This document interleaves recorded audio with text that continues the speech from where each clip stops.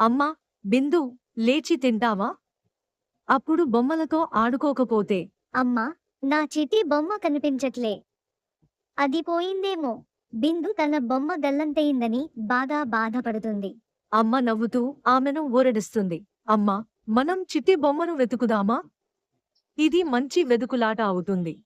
బిందు, సరే అమ్మా, మనం మొదలు పెడదాం. అమ్మా, బిందు కలిసి హాల్లోని సోఫా, టేబుల్ కింద చూస్తారు. కానీ చిట్టి కనపడదు. ఇక్కడ చూడండి అమ్మా. చిట్టి బొమ్మ కిచెన్లో ఉండొచ్చు. ఇక్కడ చూడవేమో. కానీ జాగ్రత్తగా చూడాలి.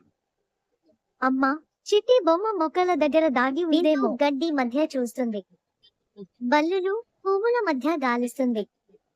చిన్నపాటి శబ్దం విన్న తరువాత చిట్టి కనిపిస్తుంది. చూసారా అమ్మా, చిట్టి దొరికింది.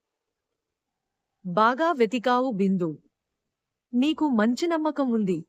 బిందు చాలా ఆనందంగా చిట్టిని పట్టుకుని నెమ్మదిగా దాన్ని ఆలింగనం చేస్తుంది. అమ్మ కూడా ఆనందంగా మురిసిపోతుంది. ఇప్పుడు చిట్టితో ఆడుతాను. నువ్వు కూడా ఆడతావా అమ్మా? ఖచ్చితంగా బిందు.